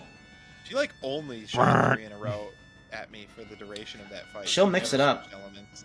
And that's just luck of the dice, but yeah, she'll mix it up. Yeah. I was like, is this a joke? What is this? You know what boss I think was kind of lame? Morpha. It's like the water temple boss. Literally. Oh my god, it was so funny in my playthrough. I long shotted him out, and then it ran into the corner, and I didn't let it leave the corner. I was using the Bigoron sword, just hitting it. It was trying to leave, but it couldn't, and I killed it. There's like a linebacker, it's like can't get through. Yeah, it has, it's trying to like hop out, and I'm like, nope. Get off of me, bro! I'm trying to get by. The bosses are. Dude, Bongo Bongo is such a cool boss, and Phantom Ganon is also a really cool boss. Phantom Ganon is good, yeah. I do not understand Phantom Ganon is infinitely better than regular Ganon, just because of all like the paintings and stuff. I didn't really get how that worked. So he would come down 2 paintings at a time, and one of them he would come out of the painting, and the other one he would look like he was going to, but then he'd turn around, and it's the fake one. Right. Okay. So you have to know where the two are, and you have to swap between them. And as soon as he starts coming out, you shoot him with the bow. You know what? Now that I'm thinking about it, I would say that boss in particular is a difficulty spike, He also It has is. two in my opinion. phases. Yep. Because like when you fight, the bosses after that, I don't think they're as tough. Like No, like Volvasia's such a joke. Volvasia, like the amoeba or whatever, Morphus, like that. Then Phantom Ganon's definitely way harder than them, in my opinion. I like Phantom Ganon a lot. What about Who Bongo was Bongo? the Bongo I love Bongo Bongo. That fight's so cool. I Mhm. don't use the lens to fight him. No. So No, were you shooting like his eyeball without seeing him? I'm not. No, you hit his hands and then he charges at you, and I got the timing down to hit him with a jumping slash as he was charging through. But he was invisible on your screen event because you. His hands are not, Yeah, but I know he his is. hands are not. Yeah. So what So you were jumping slashing, not knowing where he was. well, so he Oh, swoops the down at hands. you, right, and Interesting. then so I got hit by him the first time, and then I got an idea of where he was about. So I would time the jump slash, so I was landing as the hands were passing me, and it would hit him, and then he becomes visible, and then I just started. I would like jump slash him 2 more times Yeah. before he could get back up. But You yeah, know what's I didn't use the lens of truth. I didn't find it overly helpful. Yeah, if you use it, you can shoot him in the eye and stop the swoop. yeah Oh, I hit him out of the swoop. Yeah. yeah. Well, Andy's stunned on top of that, so you can get like 2 or 3 jump slashes on him when you do Yeah, that. well, he was stunned also when I Yeah. hit him out of his hit him right there. You know what's cool about that boss fight too that I didn't know until recently is you can use actual ice arrows on his hands, and he has an animation with his other hand where he tries to like bash it out. Oh, really? Oh, you could only Yeah. wait. How can you get the ice arrows? Because you have the hover boots, and you have the lens of truth, and you could just not go to the spirit, Yeah, to the dark temple. exactly. You And you could just do the everything Garuda else. training rounds to get the ice arrows. But like literally once you shoot like an ice arrow out of his hands, it freezes over. It's encased in ice, and the other hand's like literally beating on it to break it free. Yeah, I've never done that. So I thought that was a cool Easter egg. I never knew about that. The ice arrows and the fire arrows feel just shoehorned in there at the end. They don't really. I mean, Yeah. the fire arrows I only found because I looked it up because I was wondering if there were fire and ice arrows. It was right before Ganon, and I thought I remembered that as a kid, but I never came across anything about them. So the fire arrows I found, and I didn't even go get the ice arrows. I didn't really see a point. Yeah. Just to do the dungeon, 100% the game. It said the fire arrows are not necessary to beat the game. There are spots in Ganon's castle where I feel like you absolutely need the fire arrows, like when you're lighting the torches to make the paths to get across, to go get the shadow barrier. How do you do Yeah. that without fire arrows? There's no like torch to shoot an arrow through. Yeah, I'm not sure. Like I said, I played Master Quest, so I don't remember. I don't know. Can you didn't fire it possibly? It's Or too is it far away. too far away? It's like wicked far away. Yeah. I'm like, I don't know how you hit this thing other than with fire arrows. But yeah. Yeah, I don't I know. don't know. You know what I actually did miss, and I can't remember because I didn't look at a guide at all. I can't remember where you get it. Is for Fiora's Wind. I don't remember where you get that. You get it from one of the Great Fairies. I think. Well, I think know the that. first Great Fairy tells you about the Great Fairy that gives you Feyror's Wind. Oh, really? Because I didn't get it on my So- playthrough because I tried to get everything just strictly from memory, and I just could not remember where that was. Is it, there's 2 fairies in the volcano. You can get Yeah. Feyror's before you become an adult. I know that because I have it. Or Or is Feyror's Wind the one in, by Jabu Jabu, you have to blow up the wall? could be that one. That's Could be it. that one. Yep, that's the one I missed. Yep. I couldn't remember. I was like, it was like racking my brain, but I like refused to look at a guide. I used the blue one against Final Ganon. I forget what her name was. Nehru's Love. Nehru's, yeah. Yeah, so I lost to him, so I lost my 2 fairies too. So you have to go fight him without any fairies at all. So I used Nehru's Love to beat him when I did beat him because I remembered that was a thing. So I lost him the first time, lost him the second time, the third time I was like, oh yeah, force field thing. I used that to kill him. Did you get the double defense done? Yeah, but still he hits for like 6 hearts. Yeah. So he's not playing. He's here to game, boys. Yeah. And you know what would happen is I would get him to the phase where Zelda, you can go get the Master Sword back. But the awkward part about that fight is that he's right on top of you the minute that you get the Master Sword back, and it's really hard to get out of that corner if he hits you. You just roll through He his just legs. pins you and he starts smashing you. Like, yeah, so I didn't do that. And he just wailed on me until I died both times. Yeah, how did you get around him? Did you like King Bob-omb him? No. So because I fought him 3 times, I was out of light arrows by the 3rd time. So I couldn't do the stun thing and get around him. But every time you hit him with a ranged attack of any kind, he like does like a thing.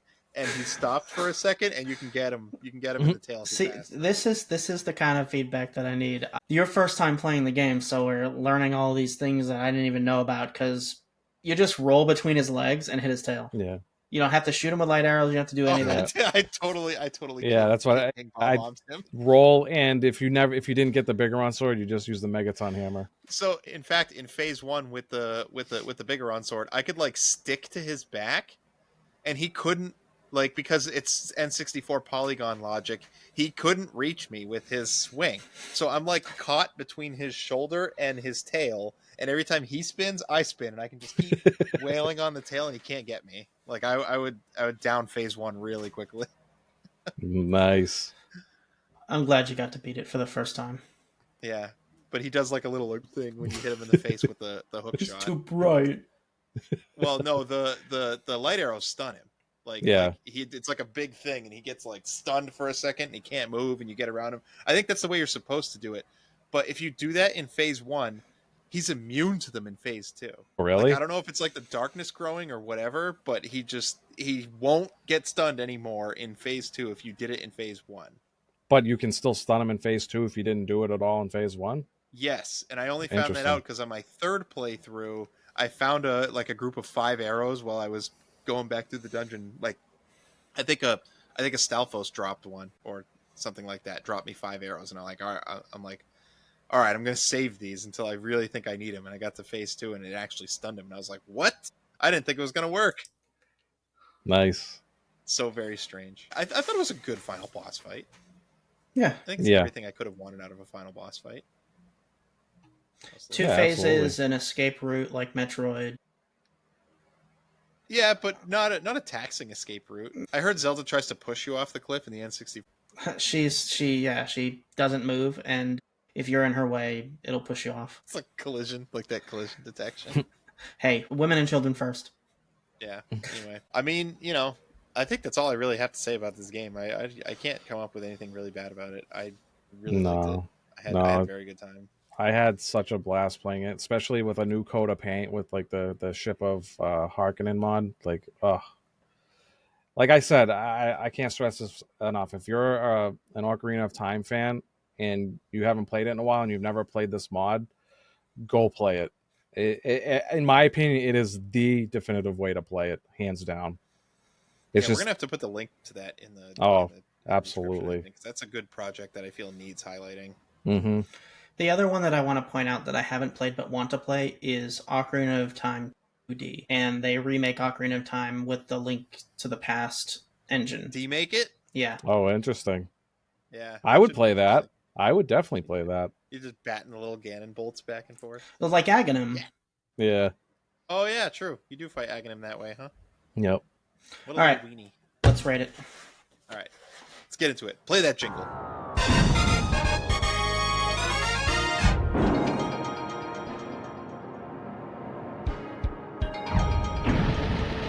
So this is our league, our Cable Club League. So if this is the first time you're joining us, let me quickly explain the rules. We have up in front of us something that looks like a tier list, but it's not a tier list. What we're doing is we're playing 25 games this year with 22 guests, and 3 are ours.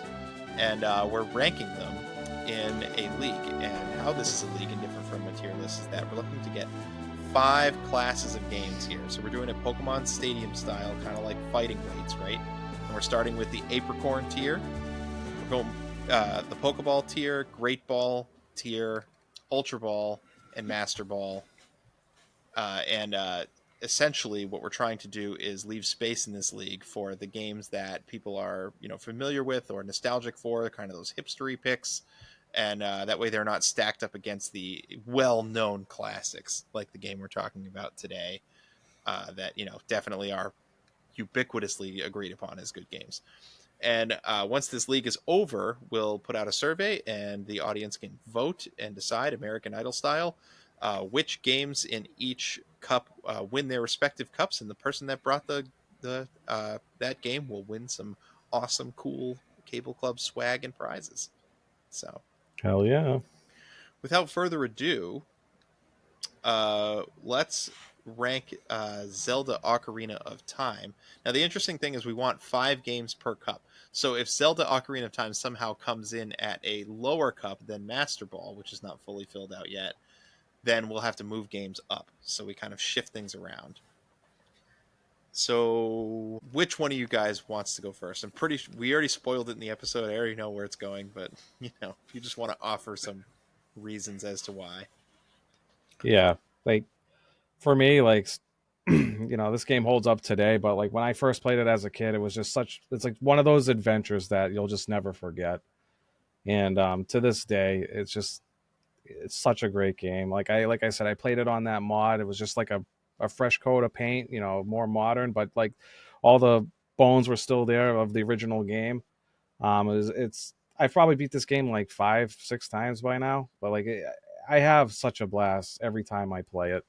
It for me is an easy Master Ball tier pick. Go ahead, Don. So I kind of have complicated feelings about this game and Zelda now, which I didn't Yeah. have at the start of this year because I had never beaten a Zelda game before this year, and now I've beaten 2 3/4 of a Zelda game this year. Yeah, I'm really interested, like your take on this game in general. So like after playing this and beating it, I understand how this laid the groundwork for something like Wind Waker. Like, I mean, I've played games like this where you're playing an adventure style game and you're moving across a world and you're getting items and power ups and your character's getting more powerful. I think of something like Ratchet and Clank as a really good example, right? Where you're getting like different tools to overcome different obstacles, and there's, but that game doesn't have this length. And I think what's always kind of made me wonder about Zelda is like, could I play Ratchet and Clank for 40 hours and enjoy it? Because Zelda Ocarina of Time is a long experience, a long game. Mm-hmm. It's like 20, 25 hours or so, even just playing it the way I did and not going for 100%. And I'm surprised to say yes, and surprised to say even that I, understand why one would want more. And I get why something like the Wind Waker had such this like sprawling world, because you just want that sense of adventure and reward that comes along with it, and exploration. And I think Wind Waker did a few things to improve on the Ocarina of Time's design, is particularly with things like combat and movement. Like I think it did, a pretty good job at helping out with the camera situation. You had more enemies fighting you, bigger enemies fighting you, different types of fights. The bosses were a little bit more engaging, right? But that being said, I feel like, because I've played a good amount of 2D Zeldas, I think so much of the Zelda DNA from both future games and past games is tied into Ocarina of Time that I would argue that Ocarina of Time is like the definitive Zelda experience. Like, and I kind of felt this with Wind Waker a little bit. I didn't think that there was enough items in Wind Waker, and I feel like there are more items in Ocarina of Time than there are in Wind Waker, and I could just be wrong, but I think there are more items that do more things in Ocarina of Time than Wind Waker, and that might be what makes it feel like a Zelda game to me. But yeah, I think there's a case to be made for either, but I'm going to have to give the Master Ball slot to Ocarina of Time ultimately, I think, because I could see myself going back and playing this again and again. Both this and Wind Waker, I think, are amazing, but if I had to pick one of the two, I think this is probably up there. I would tell anybody in 2025 to play this however they can. N64 emulation's a little bit of a mess, but there's that project. And actually, before I recommend that, Dan, is that mod easy to play? Do you just like get it and install it? Do you have to play it on an emulator? Like, how does it work? Yeah, so it's like a decompiled, for PC. The only thing you really need is you need the ROM itself. But if you have that, all you have to do is just download the Harkinian program, and then everything just takes care of itself after that. As long as you have those two things, you're good to go. So it's basically plug and play, right? Yeah, it's like Zippy, kind of like for Smash, or Slippy. Oh, really? That easy? Yeah. Yeah. Yeah, and I mean, there's the 3DS version. I wouldn't say that's as accessible. I'd argue that's probably as inaccessible as the N64 version, maybe. But yeah, I don't know. There's a and it's also on Nintendo Switch Online or Nintendo Switch Classics or whatever they're calling it now. So it's totally good to get a hold of. Absolutely. So yeah, and you got Master Quest that ties along with this too. There's just so much here. Like it's really Master Ball. So I don't But I don't know. That have. Swift Sale, the Swift Sale could possibly put Wind Waker up there. Come on, just put it up there now. Yeah. That Swift But sale. I didn't play with the Swift Sale, so I'd be curious to hear Steve's perspective on that. So for a few years, I was kind of on the Wind Waker train over Ocarina of Time, and it was a big part of being like it was new, but also like what you had said, the engagement on the bosses just felt so cool in Wind Waker. However, the older I get and the more often I think about it, and which is fairly often because I'm a huge Zelda fan, Ocarina of Time is a game that transcends time. And that's not to be punny at all. That's like this game is going to live forever because you can always go back and replay it and it always feels good. This game is like the epitome of Zelda, like you had said.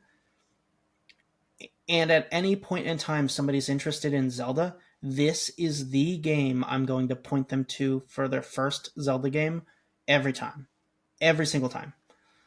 It's got everything that a Zelda game needs. It's got everything that I want in a Zelda game pretty much for the most part.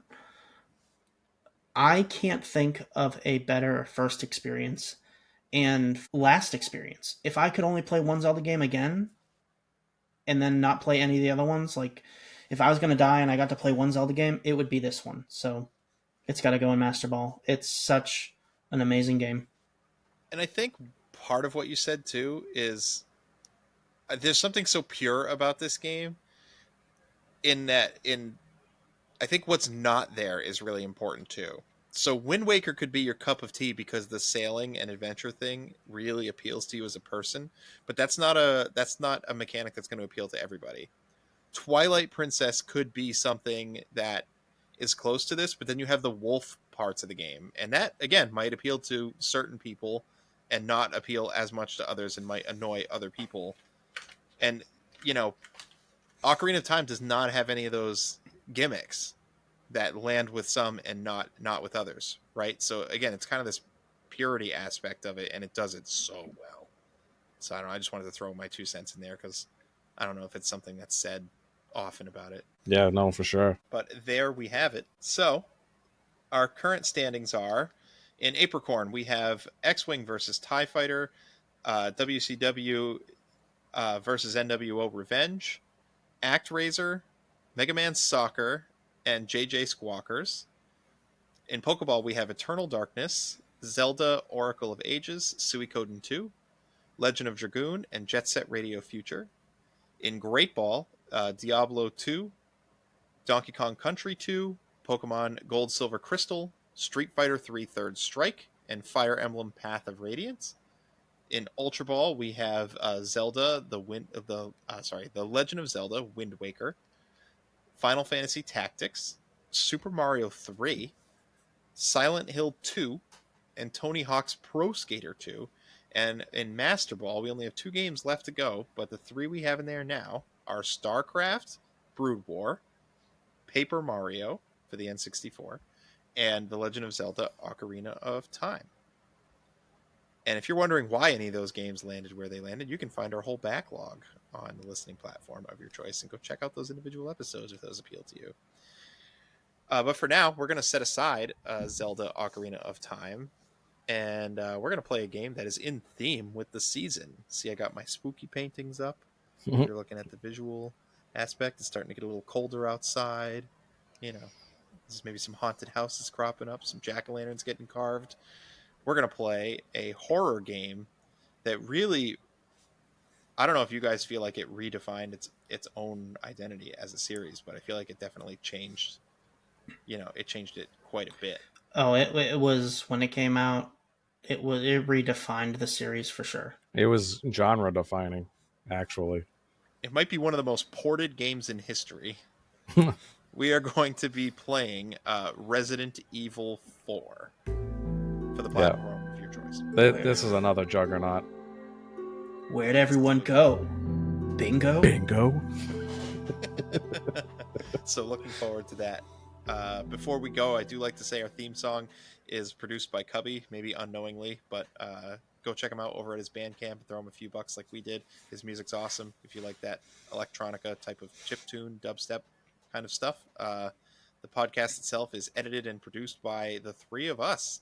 What three talented guys we are. So any graphic design or any editing you see done or be done by one of us. I do like to thank our fans. Thank you for listening. If you're just a first-time listener joining us, or if you're a long-time subscriber, thank you especially if you're a Discord member. So if you want to be thanked especially too, go over and join the Discord. But I love hanging out over there and just chatting about the projects that people are doing, about our project, about collections and, other hobbies and stuff like that. It's just a good all-around time and makes this more fun. So, yeah, you got to come see the food pictures. I know, right? It's become a food channel and a sports channel somehow. Yeah. Before we go. Yep. Has anybody ever played Resident Evil 4 with the chainsaw controller? I have not. What chainsaw controller? The special edition Resident Evil 4 for the GameCube. It came with the GameCube controller that had like a chainsaw on the side. That's funny. That must fetch a pretty penny. We're going to have to talk about that next episode. Yeah. But for now, game over. Game over. Game over.